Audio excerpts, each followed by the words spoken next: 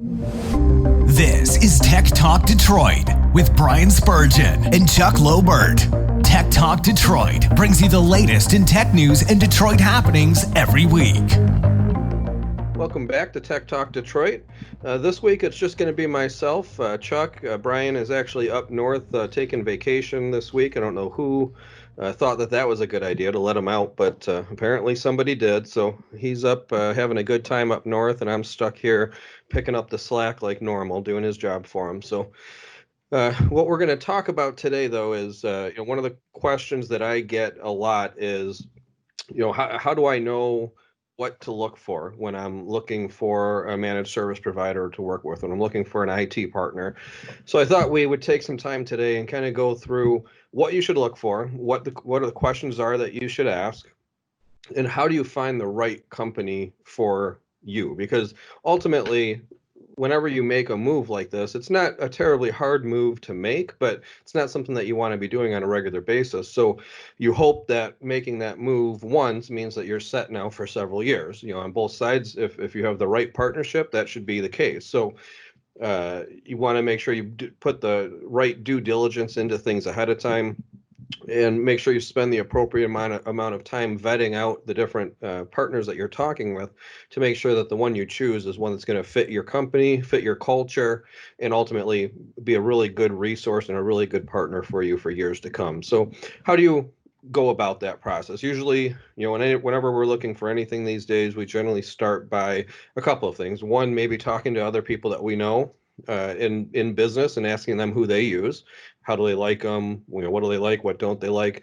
References are always good, or referrals are always good. But ultimately, beyond that, you're going to go to the web and you're going to do a search. You're going to find somebody and you're going to start looking at different websites. So it's really where things start, is on that website. So, when you're looking at that website, does it look like it's a good professional website? Does it look like it was built properly? Are there references on their websites, testimonials, stuff like that? Is there a lot of educational content on their website, or is it just like a very straightforward, here's what we have to offer type of thing? You really want somebody that provides that educational content as well, because that helps to show that they're going to be a partner, not just providing the services that you buy from them, but really going beyond that and being able to provide a lot more. And then ultimately, do they do exactly what you're looking for? If you're looking for a managed service provider, is it very obvious that that's what they do? If you're looking for IT support for specific systems, is there anything on their website that maybe talks about that? If you've got a lot of Apple computers, does it mention that they support Apple? If you have primarily Windows, do they support Windows? Different things like that. And really what you're trying to ultimately get from their website is, do you trust the partner so far? Obviously, you haven't talked to anybody yet, but at that point, you've looked at their website. You're starting to learn a little bit about them.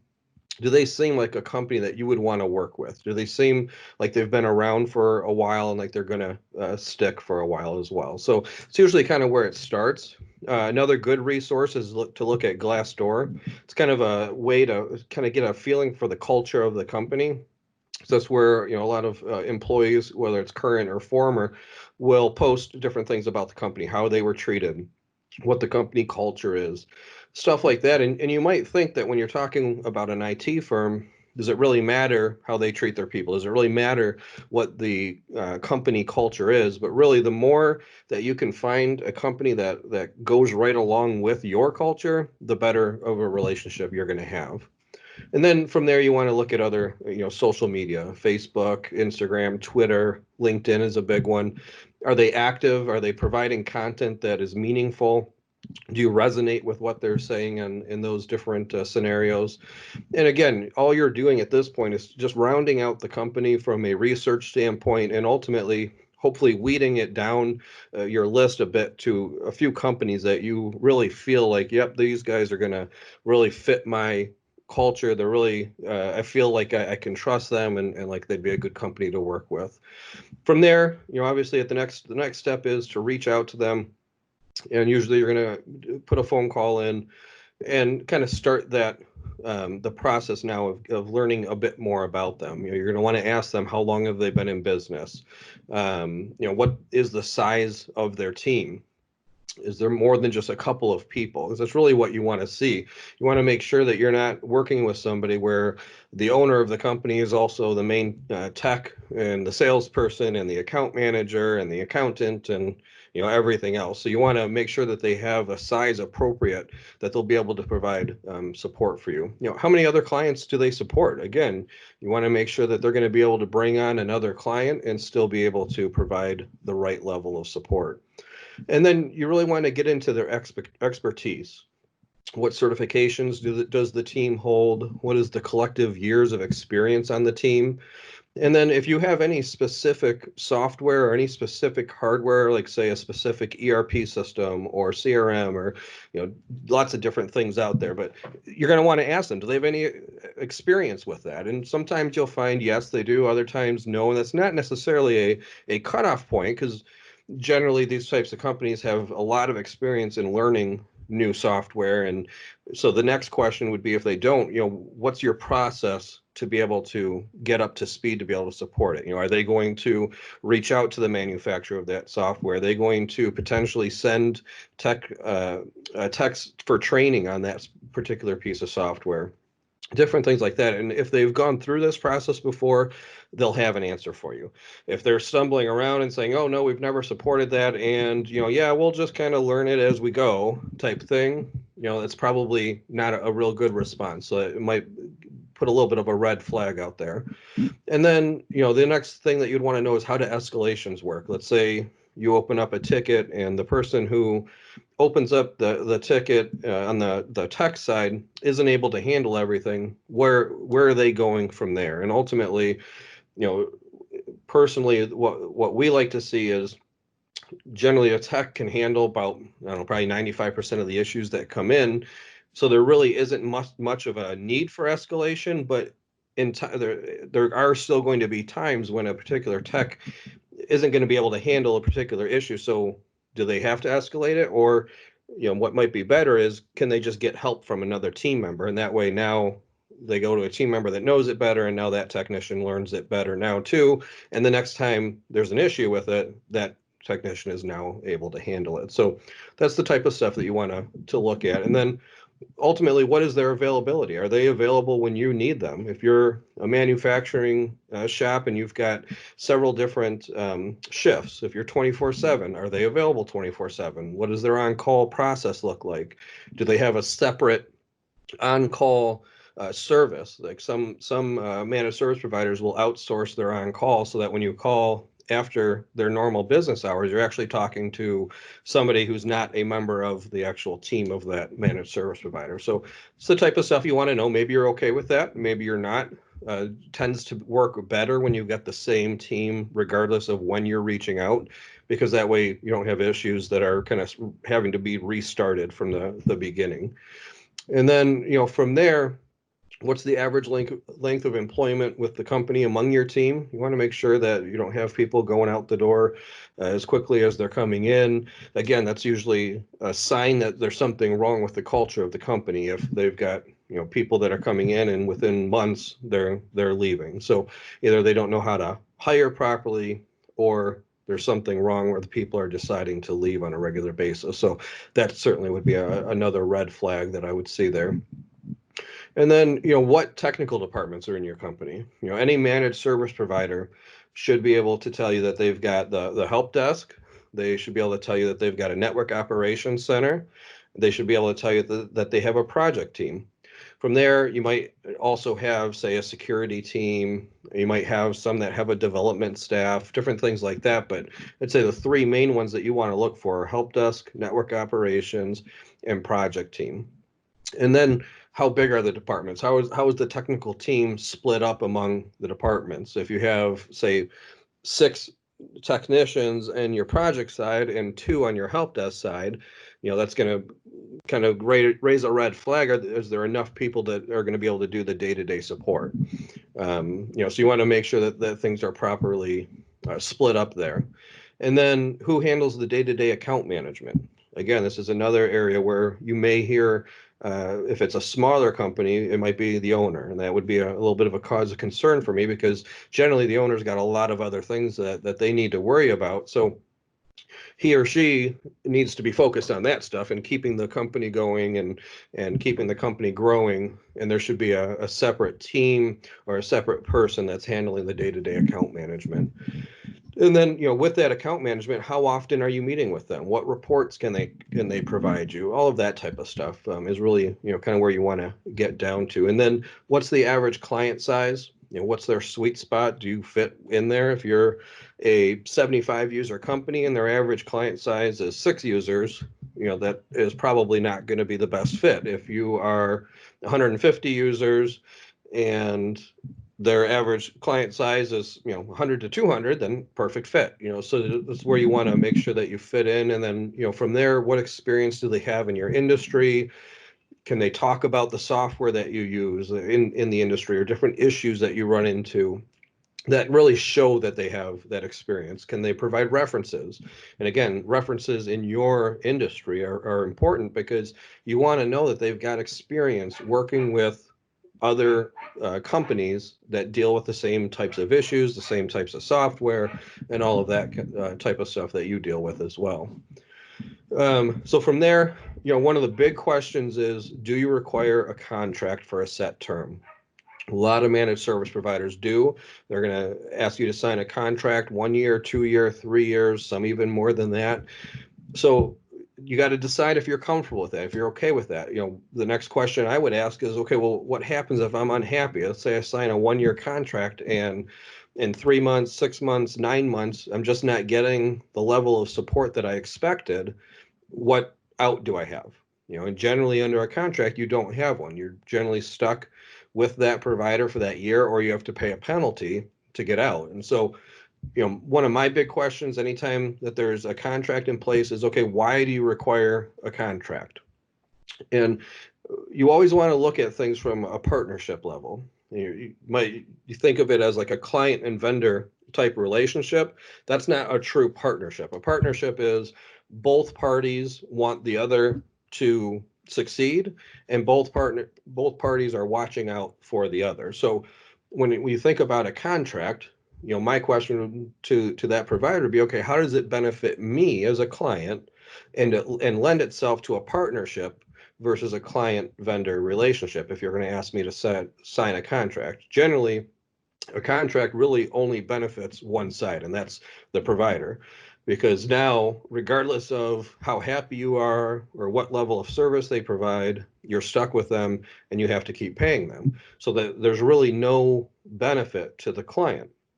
And so, what I would generally ask at that point is, okay, if you're confident in your service level, then why do you need to rely on a contract to make sure that I stay with you versus just the fact that I would stay with you because I'm happy? So, those are the types of questions I would ask if the provider is asking you to sign a contract. And then ultimately, the big thing you have to know is exactly what's covered in the agreement. Even if you're not signing a contract, you're going to sign some kind of a terms and conditions, something that lays out exactly what's in the agreement. So what's covered by that agreement? How is it going to be billed? Is it billed by per user, or is it billed by per device? Is it going to cover all of my technology, or just certain computers or servers? What about tablets, phones, that type of stuff? Does it cover all of my support for remote support, on-site support? How much do you do remote versus on-site? Generally, what you'll find is managed service provider that is set up properly, about 95% of what they do can be done remotely versus having to come on site. And every so often, though, that need is going to come up where that they're going to need to come on site. So is that covered, or am I going to have to pay extra when you come on site? If you do have to come on site, how long does that take? Does the ticket have to go through another process, or is it just, as soon as we can get somebody out there type of thing? What is your SLA for response times? What is your process for measuring those SLAs? How do you keep track of it? How do you make sure that you're living up to it? You want to know what the ticket process looks like. How do I open a ticket? What are my options there? Can I email in? Can I call in? Do I have access to the ticketing system? From there, what should I expect as the end user? What does that ticket process look like?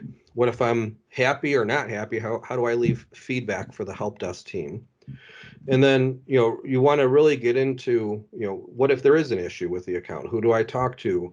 What reporting can you provide? How do you maintain documentation? There's lots of different things around that you want to get into to really make sure that they're properly set up and that they have the processes and the procedures and the systems in place to properly run their company. And then, when it comes to projects, are they covered or are they not covered? If not, well, then what defines a project? How do I know when I'm going to be charged for something? And then finally, what kind of guarantee do you offer for your service? And you'll find most managed service providers don't have any kind of a guarantee. So again, this goes to that level of service and the confidence around it. Well, why not? Would you be willing to provide some kind of a guarantee so that I know that if I make this move, and for whatever reason I'm not happy, I have a certain amount of time to make another change, and not be out, stuck in a contract or out a lot of money. And then from there, you want to make sure that they have the appropriate internal security policies, because you got to figure a managed service provider is going to have access to all of the systems in your network, your servers, your cloud infrastructure, your end user devices. So if they're not properly secured, that could be an insecure way into your network now, regardless of how secure you are. So you want to make sure that your managed service provider, your partner there, is taking the appropriate precautions on their side, and they should be able to easily explain to you exactly what they've done to make sure that their access to your network is secure. And then, what about, we just went through the COVID pandemic. We're still going through it. I shouldn't say we just went through, but how did they help their clients to be able to work remotely? What did they do? How did they keep their business running to be able to continue to provide service for their clients? How did they ensure the safety of their team and their clients? So you can see there's a lot of different things that you really want to ask as you go through this to really round out this company, make sure it's somebody that you want to work with, and make sure that it's something that's going to be a good fit for you, because this should be a very long-term relationship. You should expect to be able to make this change and work with this provider for 5, 10, 15, 20 plus years, and expect that your level of service is going to remain the same and that they're going to continue to be a good partner for you. And then the only really other spot where things can change a bit is if you talk about more of like a co-managed type relationship, where maybe you have an internal team and you're just looking for support on the back end now to be able to work alongside with that internal team. So now, if you're talking about that type of a relationship, you want to make sure that your internal team's still going to have the access that they need. So first of all, you got to figure out, what is the partner going to handle? What is your internal team going to handle? Do you want the partner to handle the server, network, cloud infrastructure, and have your internal team handle the end user support? Or the other way around, do you want your internal team to handle the higher level stuff and just have the partner handle the end user support? And really, depending on what you're looking for from there, they should be able to provide you answers to, like, okay, if we're going to handle all of the network and server level infrastructure, obviously you need to make sure that your team still has access to be able to make the administrative changes that they need to be able to make. So you'll find some managed service providers who are going to be very reluctant to be able to still give out that access. So you want to make sure that that's going to be the case. And then another big benefit to doing this co-managed type of relationship is if the managed service provider is willing to, they can open up access to all of their tools to help your team be more productive and more efficient. So that would be, my next big question when in a co-managed type of relationship is, will you give my team access to your tools? And then really from there, what you will want to do is set up a demonstration for your technical team to be able to see what tools that managed service partner has in place that they're willing to give access to. So you might think of things like the antivirus management, the remote monitoring and management tool that the managed service provider will use to monitor everything and to do a lot of their support remotely. If they can give access to your team to that system, it now opens up the ability for your team to be able to use that system to provide a much higher level of support for your end users without even having to leave their desk. So again, now they can get a lot more done and They're able to respond to things a lot quicker and really provide just a better overall user experience. And then what about the ticketing system? Can your team have access to the ticketing system? If so, this will help to be able to move tickets between the teams. It's also good in a co-managed type relationship. If your internal team is out, or maybe just one of your engineers calls in sick, something like that, that's usually where now in the co-managed type relationship, that managed service partner will help to backfill. So if you're using the same ticketing system, it's very easy for the managed service provider to be able to see what tickets that particular tech was working on and be able to continue the work. And then what about the documentation of the network? Can we share that? And then, another big question when it comes to documentation in a co-managed or not is, let's say down the road, for whatever reason, we were to part ways, what happens with that documentation? And really, they should be able to just bundle it all up and hand it over to you or whatever new partner that you're working with. And that'll help make the process easier now for the next time you have to onboard with another provider. So hopefully, this all gives you some things to think about and kind of a roadmap of the proper questions to ask and things to think about as you're looking for a managed service partner. So next week we'll be back to normal. We'll have Brian with us again, and he'll be nice and relaxed after spending time on vacation, and we'll look forward to having a normal episode again next week.